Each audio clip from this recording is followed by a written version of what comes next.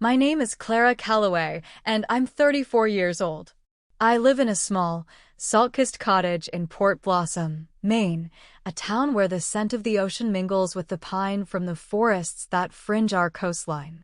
The rhythm of the tides is the rhythm of our lives here, a constant, soothing whisper. I'm a children's book illustrator, a quiet profession that allows me to work from my sun-drenched attic studio, surrounded by pots of watercolor, sketches of whimsical creatures, and the gentle chaos of creation. More importantly, I am a mother to my bright, imaginative 5-year-old daughter, Lily. She is the sunbeam that slices through the morning mist, the melody in the quiet hum of my days. 3 years ago, my world tilted on its axis when I lost my husband, Michael. He was a marine biologist, a man who loved the ocean as much as he loved Lily and me. He was out on a research vessel during a sudden, violent squall. The kind of storm that appears from nowhere and roars with an ancient fury. They said it was quick. I had just finished reading Lily her bedtime story, a tale about a brave little starfish, when the Coast Guard chaplain arrived at my door, his face etched with a sorrow that mirrored the storm still raging outside. Lily was only 2 then, a tiny blossom too young to grasp the enormity of absence, to understand why her papa, who smelled of sea salt and sunshine, wouldn't be coming home to chase her through the house, his laughter echoing off our old wooden floors. For months, she'd pat his empty chair at the breakfast table, her small brow furrowed in confusion. Each time, I'd gather her into my arms, the silent hug a poor substitute for the answers I didn't have. Since then, it has been just Lily and me, navigating the tides of life together. Our days are a tapestry woven with shared giggles over spilled paint water, whispered secrets under patchwork quilts, and the comforting ritual of cocoa before bed. We collect sea glass on our morning walks along Anchor Beach, Lily's small hand tucked firmly in mine, her pockets bulging with treasures. Raising a child alone is a journey of profound love and quiet courage. Every scraped knee feels like a monumental crisis. Every solitary evening after she's asleep amplifies the silence of the house. Yet, in her bright eyes, in the unwavering trust she places in me, I find a strength I never knew I possessed. She is my anchor, my compass, and my most beautiful, ever-unfolding story. I strive, every single day, to paint her world with enough color and light to make it feel wonderfully whole, even with one essential star missing from our sky. Michael's mother, Agnes, lives about an hour's drive away, inland, in the old Hemlock Ridge farmhouse where Michael spent his childhood. It's a rambling, gray-shingled house, set amidst acres of overgrown fields and shadowed woods, a place that always felt heavy with unspoken histories. After Michael's passing, Agnes offered assistance, but her help was always threaded with a peculiar sort of austerity. She isn't a woman of warmth or easy affection. Her kindness, when it appeared, felt rationed, like water in a drought. Even with Lily, her own granddaughter, there was a formality, a distance that chilled the air between them. A chasm of unspoken grievances and mismatched expectations has always separated us. I sensed her quiet disapproval from the day Michael first brought me home, a city girl with paint-stained fingers and dreams she probably deemed impractical. It was there in the slight purse of her lips when I spoke of my art, in the way her gaze would slide past me at family gatherings. At Michael's memorial, her eyes, dry and hard, seemed to accuse me of some unnamed failing, as if my love hadn't been strong enough, or perhaps simply not the right kind for her son. Despite this enduring chill, she is Lily's grandmother, the only living link to Michael's side of the family.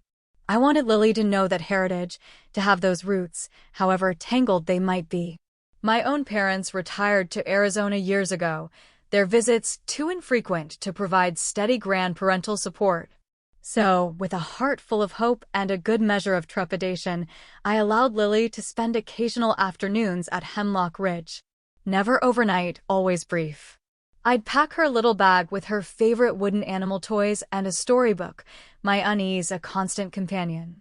Lily, bless her resilient spirit, never complained about these visits. She'd return quiet, sometimes pensive, but never visibly distressed. So I continued, telling myself it was for the best, a small sacrifice for a larger connection.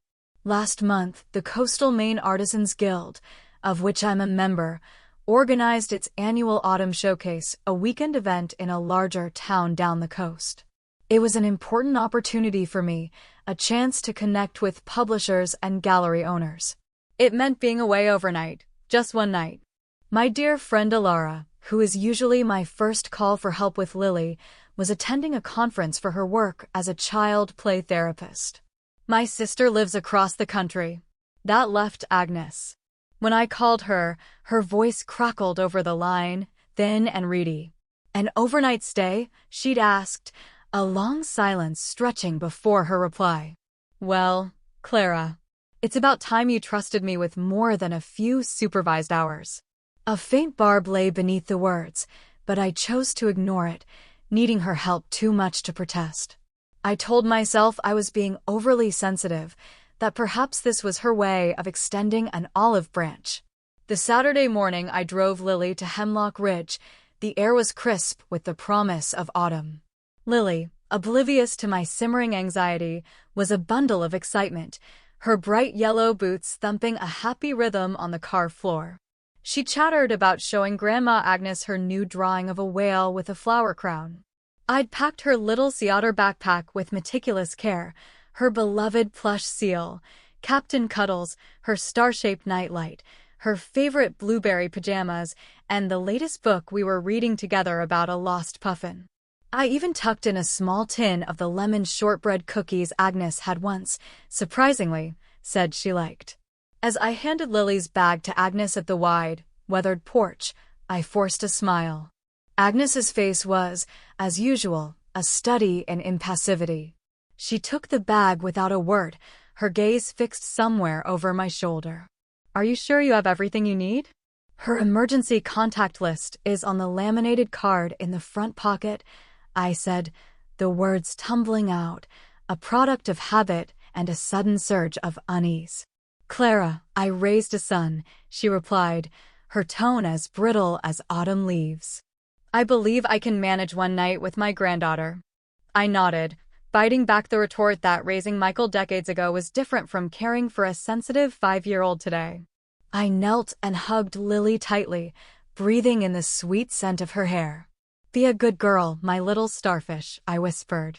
She beamed, already eager to show off her drawing. I will, Mommy. And Grandma and I will have an adventure. As I drove away, the gravel crunching under my tires, I watched Lily wave from the porch, a small, bright figure beside Agnes's tall, still form.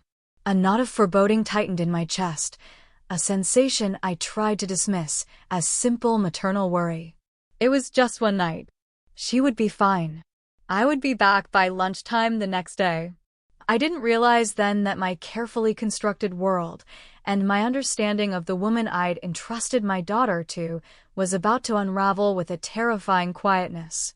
When I picked up my 5-year-old daughter from her grandma's house the next day, I thought the worst part of my day was over, the ache of missing her, the subtle guilt of being away. I hadn't even been gone a full 24 hours, just that single, anxious night. I walked up the worn wooden steps of the Hemlock Ridge porch just before noon, the late morning sun casting long, skeletal shadows from the ancient maples surrounding the house. I expected to see Lily burst through the screen door, her face alight with that particular brand of joyous abandon she reserved for my return, even after the briefest of separations. But instead, she emerged slowly, clutching Captain Cuddles so tightly his plush seams must have strained. Her eyes, usually sparkling with the vibrant blues of a summer sky, were downcast, shadowed like a troubled sea. I crouched, opening my arms wide, my heart giving a small, worried flutter. She walked into my embrace, her small body pressing against me, but her hug felt different. It wasn't the usual exuberant squeeze. It was a desperate, clinging hold, as if she were afraid I might drift away. We walked to the car, her small hand limp in mine. I buckled her into her car seat, my fingers fumbling slightly with the straps, my gaze searching her face. "Did you have a good time with Grandma, Sweet Pea?" I asked, trying to keep my voice light, airy. She didn't answer immediately, her gaze fixed on the passing landscape of gnarled trees and gray stone walls. Then, as I started the engine, she leaned forward, her voice a mere breath against my ear, a whisper that sent an icy tendril of dread coiling through me. "Mommy, Grandma said I should never, ever tell you what I saw." I turned in my seat, the engine still idling, the car motionless in Agnes's long, gravel driveway. My own heart began to pound, a frantic drum against the sudden, ringing silence. "Sweetheart," I managed, my voice hushed, "what did you see? You can tell Mommy anything." She looked up at me then, her lower lip trembling almost imperceptibly. Her large, innocent eyes, the same deep sapphire as her father's, were clouded with a fear and confusion that felt far too heavy for her 5 years. What she said next made my hands, resting on the steering wheel, begin to shake. "There was a little girl, Mommy," she whispered, her voice barely audible above the hum of the engine. "Down in the dark place. Grandma called it the root cellar." I froze. "A girl? What girl, Lily?" My mind scrambled, trying to find a logical explanation. A visiting relative? A new neighbor's child? But Agnes lived in such isolation. "She was in a small room," Lily continued, her words tumbling out now, soft and hurried. "Grandma said not to look at her. She said the girl wasn't really there, like a pretend person, but she looked real, Mommy. She was crying." I couldn't speak. My breath caught in my throat. The image Lily painted, a crying child in a dark cellar room, Agnes dismissing her as pretend, was too chilling, too surreal. Lily's small hand reached for mine, her fingers cold. She had a soft blanket, but there wasn't any bed. And she kept saying her arm was hurting. Grandma got cross when I tried to look. "She made me pinky promise not to tell you, Mommy. She said it was a secret just for big girls." A wave of nausea washed over me. I forced myself to remain outwardly calm, for Lily's sake. My voice, when I finally found it, was steadier than I felt. "What did this girl look like, my love? Do you remember?" "She was bigger than me," Lily said, her brow furrowed in concentration. "Maybe like Amelia from my playgroup. Her hair was all messy, and her clothes looked like sleepy time clothes. She looked very, very sad, Mommy. And scared." I leaned back against the headrest, my fingers still gripping the steering wheel so tightly my knuckles were white. The familiar, slightly musty smell of Agnes's yard, damp earth and decaying leaves, suddenly felt suffocating. My mind raced, trying to process Lily's words. A child's overactive imagination? Agnes was eccentric, often cold, but surely not capable of what? What was Lily describing? It sounded too specific, too raw, too imbued with genuine fear to be a mere flight of fancy. The detail about the sore arm, the crying, Agnes's insistence on secrecy, it painted a disturbing picture. I knew, with a certainty that settled deep in my bones, that this wasn't a story Lily had concocted. This was something she had witnessed, something that had frightened her to her core. I drove away from Hemlock Ridge, Lily quiet beside me, her small hand still clutching Captain Cuddles. The familiar coastal road, usually a comfort with its glimpses of sparkling sea and weathered fishing shacks, felt alien, menacing. Each mile that separated us from Agnes's farmhouse felt both too short and too long. My mind was a whirlwind of terrifying possibilities. Once we were home, in the bright, familiar haven of our little cottage, I settled Lily on the sofa with a glass of apple juice and her favorite picture book about a friendly dragon. I needed a moment to think, to breathe, away from her innocent, questioning eyes. I told her I needed to make an important phone call and retreated to the kitchen, closing the door behind me. My hands were still trembling as I dialed Alara. Alara, my dearest friend since our art school days, possessed a calm, grounding presence that had anchored me through more than one storm in my life. She answered on the third ring, her voice warm and steady. Clara? Is everything all right? You sound breathless. In a torrent of words, punctuated by shaky breaths, I recounted what Lily had told me. I repeated her descriptions, her fear, Agnes's strange warnings. Alara listened patiently, without interruption, the silence on her end of the line somehow more comforting than a rush of platitudes would have been.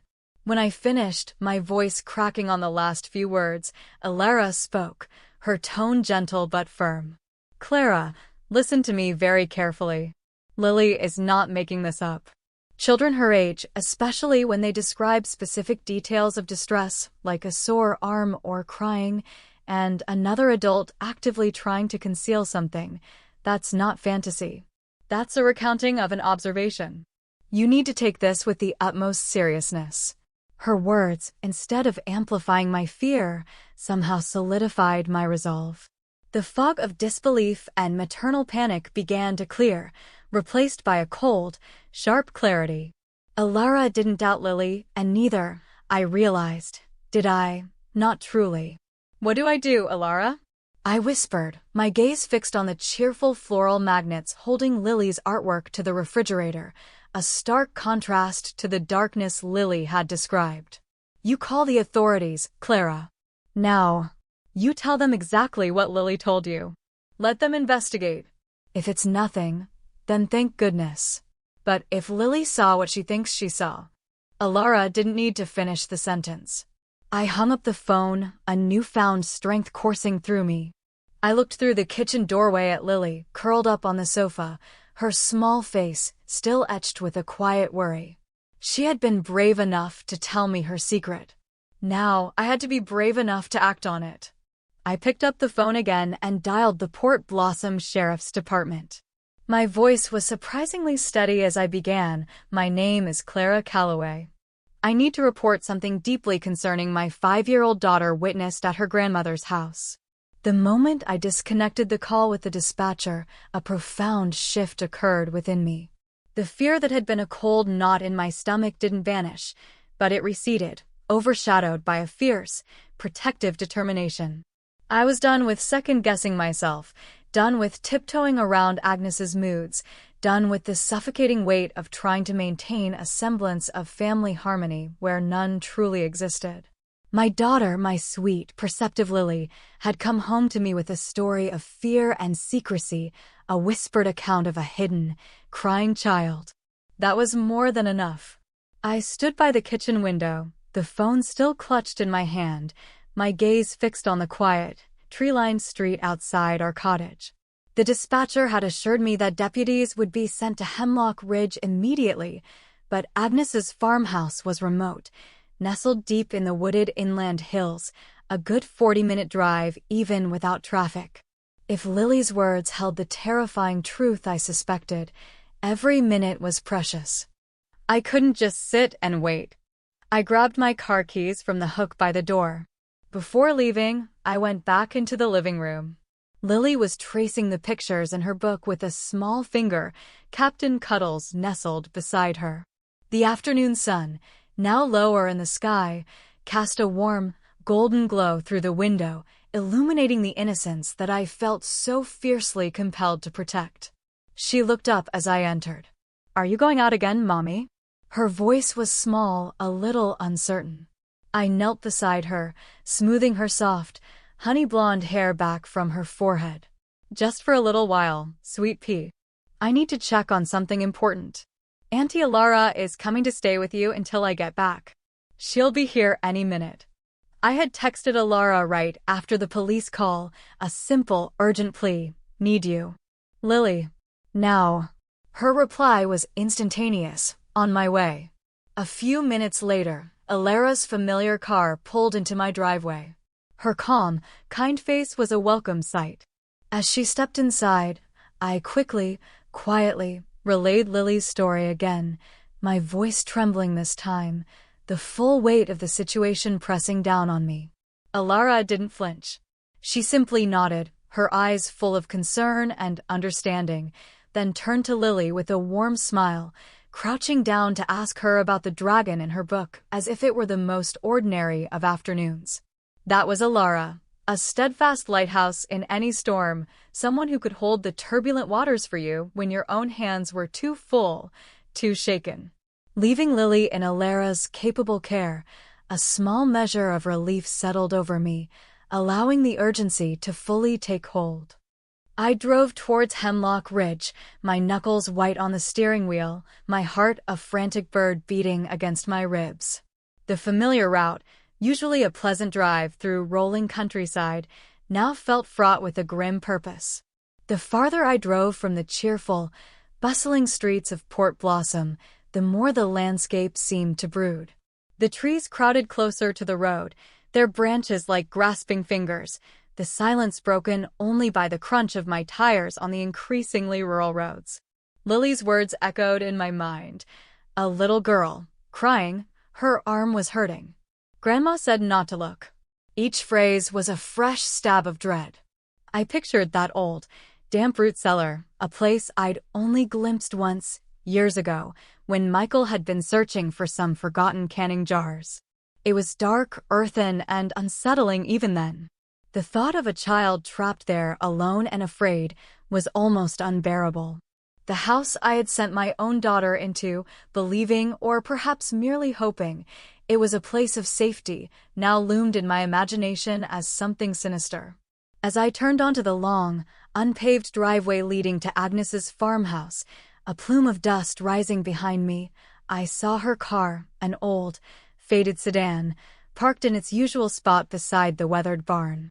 The house itself looked shuttered and still, curtains drawn tight against the afternoon light, as if guarding its secrets. No smoke curled from the chimney, no sound of life emanated from within. It felt like a house holding its breath. I parked my car behind a sprawling lilac bush, partially obscuring it from view of the house, and switched off the engine. The sudden silence was profound, broken only by the rustle of leaves in the cool breeze. I took a deep, steadying breath, grabbed my phone, and walked towards the porch. I needed to get inside, to see for myself, before the police arrived. I needed to know. I forced a neutral expression onto my face as Agnes opened the door to my knock, her eyes, shrewd and questioning, immediately narrowing. "Clara, what are you doing back here?" she asked, her voice laced with suspicion. She made no move to invite me in. "Hi, Agnes," I began, trying to keep my tone light, casual. "Silly me, I think Lily might have left Captain Cuddle's little sailor hat. You know the one with the tiny anchor on it? She gets so upset if his outfit isn't complete."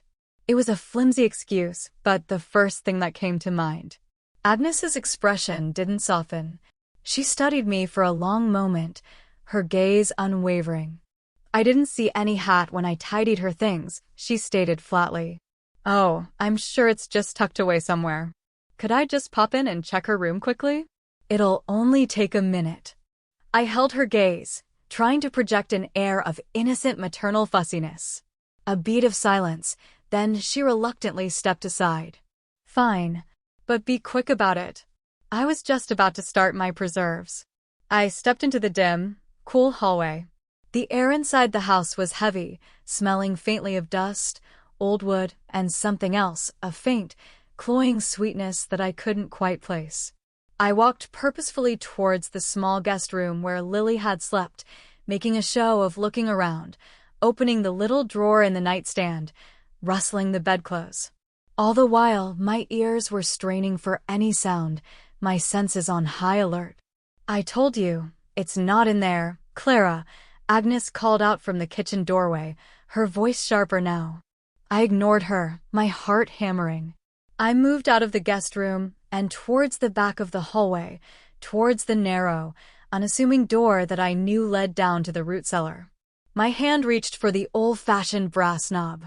"Don't open that door," Agnes snapped, her voice suddenly harsh, urgent. She moved quickly from the kitchen, her footsteps surprisingly swift on the wooden floorboards. She stood between me and the cellar door, her arms crossed, her face a mask of something I couldn't decipher: anger, fear, or perhaps both. "I just want to be absolutely sure Lily didn't drop anything down there when she was exploring," I said, trying to keep my voice even, though my pulse was racing. "She wasn't down there," Agnes stated, her voice tight.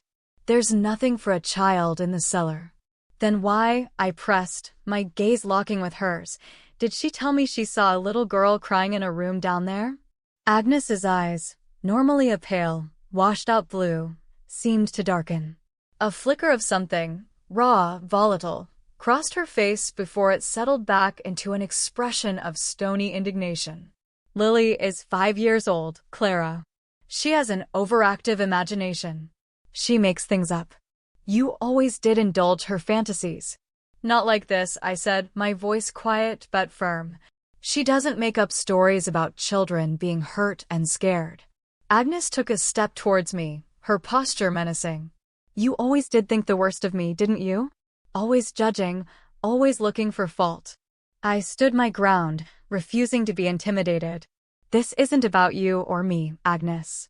This is about a child Lily says she saw. A child who might need help." I took a steadying breath. "I've already called the sheriff's department. They're on their way." The change in her expression was instantaneous and chilling. It wasn't overt panic or even guilt. It was something colder, sharper, a look of profound, almost contemptuous disdain.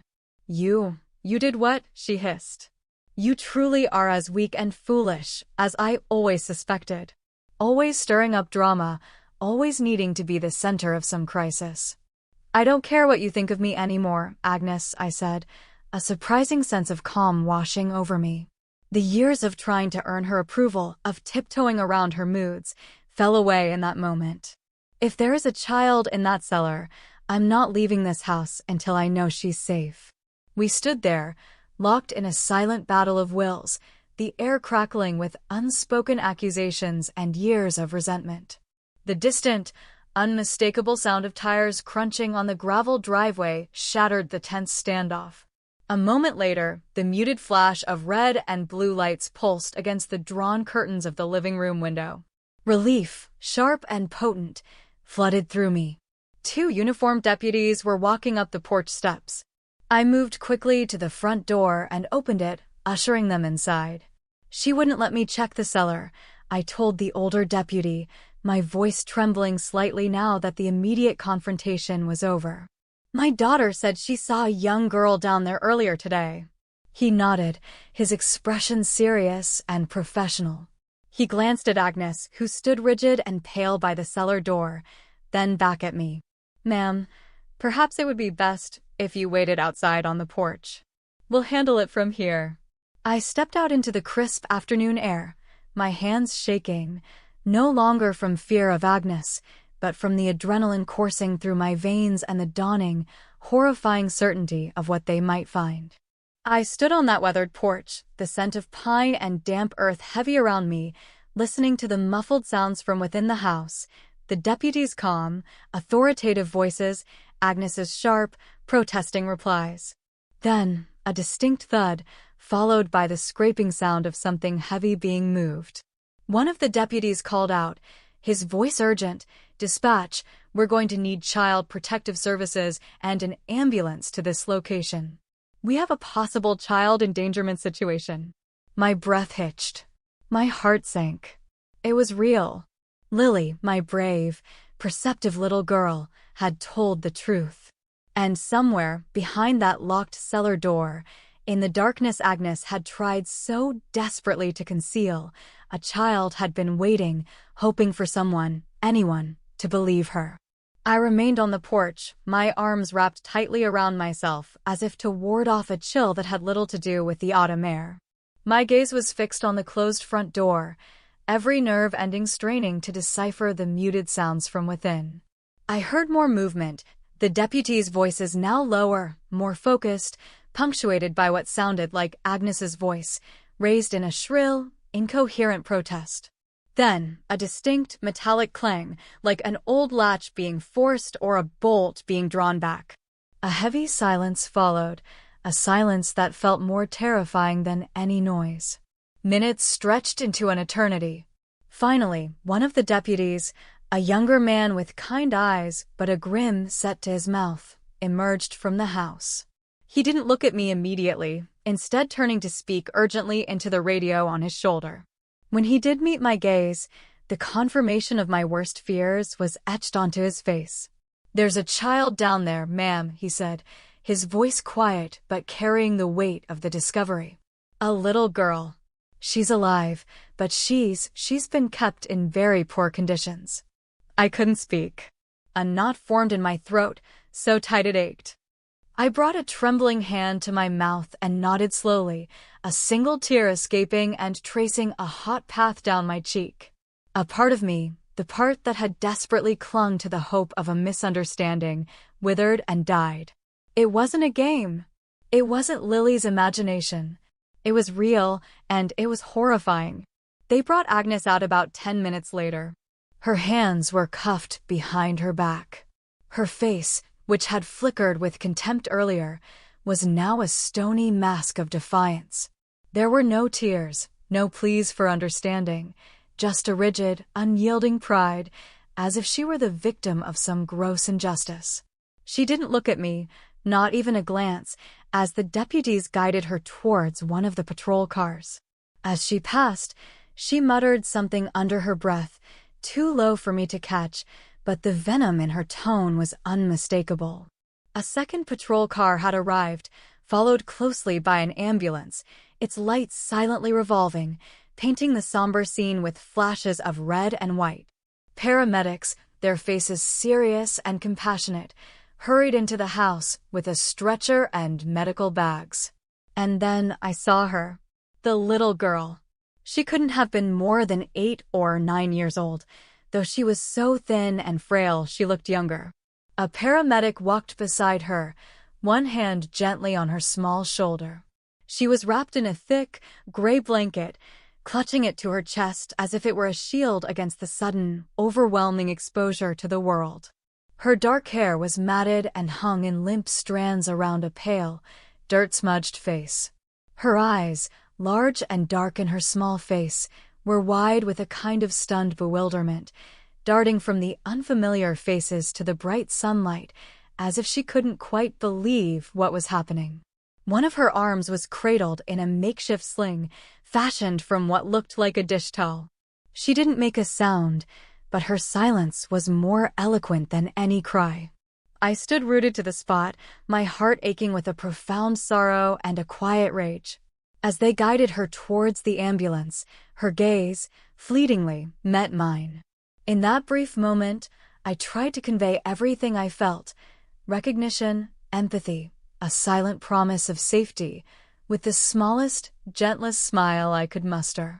I wanted her to know that she was seen, that her suffering had not gone unnoticed, that someone believed her now.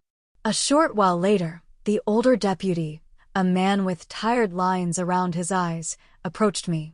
He spoke in a calm, measured tone, but the strain of what he had witnessed was evident. "The little girl's name is Sophie," he explained. "Sophie Martin. She was reported missing from Kennebunk about 3 weeks ago." Kennebunk was a bustling tourist town, nearly an hour's drive south. Her picture had been circulated, of course, on social media, in local news, but Hemlock Ridge was so isolated, so far off the beaten path. How did Agnes? I couldn't finish the question. He shook his head, his expression grim. "We're still piecing it together. From what we can gather, and from some of the literature we found in the house, it seems Mrs. Peterson, Agnes, may have lured Sophie from a playground near her home. Sophie's parents mentioned she has some mild developmental delays, a trusting nature. Agnes apparently convinced herself that Sophie was in some kind of danger from her own family, that she was rescuing her."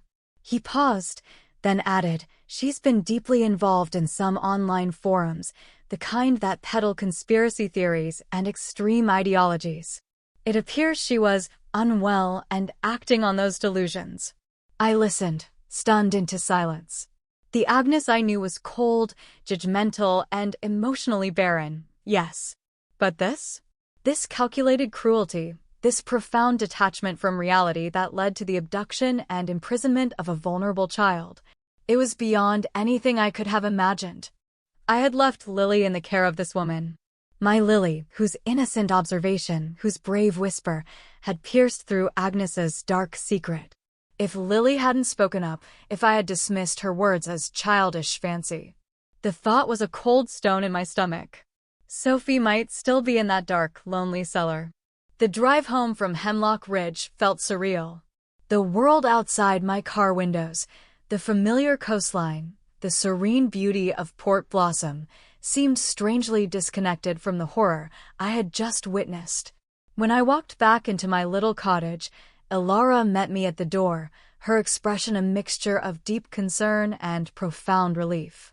Lily was asleep on the sofa, Captain Cuddles tucked under her arm, her face peaceful in the soft lamplight. "She's safe now, Clara," Elara said softly, her hand resting on my arm. "Sophie is safe. And Lily is safe. You did the right thing." I nodded, but the words felt hollow.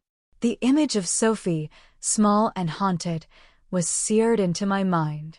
Later, after Elara had gone home, I sat beside Lily's bed, watching the gentle rise and fall of her chest. I knew I had to tell her, in a way she could understand, what had happened. The next morning, over a bowl of her favorite oatmeal with blueberries, I held her small hands in mine.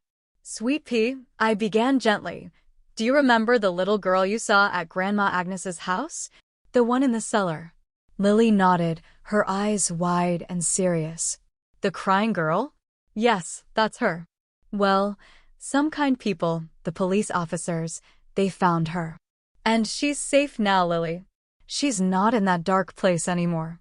A small frown creased her forehead. "Is she with her mommy and daddy now?" "Yes, my love. She's going to be with her family very soon. And it's because you were so brave. Because you told mommy what you saw, even though Grandma Agnes said not to. You helped that little girl so much." Lily was quiet for a long moment, stirring her oatmeal with her spoon. Then she looked up at me, her blue eyes clear and direct. "I was scared to tell mommy." Grandma looked angry. "I know you were, sweet pea," I said, my voice thick with emotion. "But you did it anyway. And that's what true bravery is. Telling the truth, even when it's hard, even when you're scared." I pulled her into a hug, burying my face in her soft hair, overwhelmed by a love so fierce it almost hurt. My little girl, with her quiet courage and unwavering honesty, had been a beacon in a terrible darkness. In the weeks that followed, Port Blossom, usually a tranquil haven, buzzed with the news. Child rescued from relative's farmhouse cellar. Elderly woman arrested in kidnapping case. The headlines were sensational, stark. Reporters appeared on my doorstep, their microphones and cameras an unwelcome intrusion. Concerned parents from Lily's playgroup sent messages, some offering support, others hungry for details I had no desire to share. I shielded Lily from it all as best I could, creating a cocoon of normalcy and love around her. We spent our days by the ocean, collecting shells and drawing pictures in the sand. We read countless stories, built magnificent Lego castles, and baked cookies that filled our little cottage with the scent of warmth and comfort. But the shadows of what Lily had witnessed lingered. For a while, she needed the hallway light left on all night, even with her familiar star-shaped night light glowing softly beside her bed. She had moments of quietness, times when her gaze would become distant, and I knew she was replaying those frightening images in her young mind. She didn't want to talk about Grandma Agnes, and I never pressed her. Elara, with her gentle wisdom and professional expertise, was a lifeline. She helped me understand that Lily's quietness, her need for extra reassurance, were normal responses to a traumatic experience. She recommended a wonderful child therapist in a nearby town, a woman with a kind smile and a room full of puppets and art supplies. We went together, Lily and I. I wanted her to know that she wasn't alone in processing this, that her feelings were valid and safe to express. During one of those sessions, while painting a picture of a rainbow over a stormy sea, Lily said something that brought tears to my eyes. "Grandma said not to tell," she murmured, carefully dabbing blue paint onto her paper, "but I knew you would believe me, Mommy. You always believe me." Those words, so simple, so profound, undid me. Not in a torrent of panic tears like the ones I'd shed in my car that dreadful day, or the silent, exhausted sobs I'd stifled into my pillow late at night. These were tears of a different kind, tears of gratitude, of humility, of a deep, aching love. For so long, especially after Michael's death, I had wrestled with self-doubt, constantly questioning if I was enough for Lily, if I was providing her with the security and unwavering love she deserved. In that moment, hearing her quiet declaration of trust, I realized that somewhere along the way, amidst the grief and the struggle, I had managed to build a foundation of belief between us that was stronger than fear, stronger than any secret. Agnes's case moved through the legal system. She was charged with kidnapping, unlawful imprisonment, and child endangerment. Her initial plea of not guilty, her insistence that she had been protecting Sophie from imagined evils, crumbled under the weight of the evidence. The hidden room in the root cellar, behind a crudely constructed false wall, was exactly as Lily had described, windowless, with only a thin mattress on the damp earth floor, a bare light bulb, and a heavy padlock on the outside of the door. Sophie's arm had indeed been injured, a sprained wrist, left untreated. She had been given just enough food and water to survive. It was not a misguided act of care. It was a calculated, cruel confinement, born of a mind deeply fractured from reality. Sophie was reunited with her parents. I met them once, briefly, at the sheriff's department. Her mother, her face etched with exhaustion and an almost unbearable relief, hugged me so tightly I could feel the tremors in her body. She thanked me over and over, her voice choked with emotion. But I didn't feel like a hero. I had simply listened to my daughter. I had believed her. That belief, a mother's faith in her child's truth, had been the key that unlocked Sophie's prison.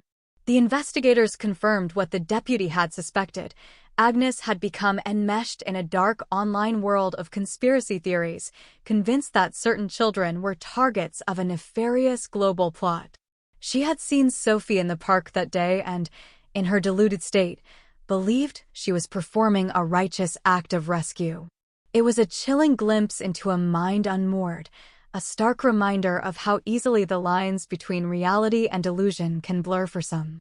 The Agnes who had committed this terrible act was almost unrecognizable from the merely cold and distant mother-in-law I had known. But in the end, understanding her motives, or even pitying her descent, couldn't excuse the trauma she had inflicted.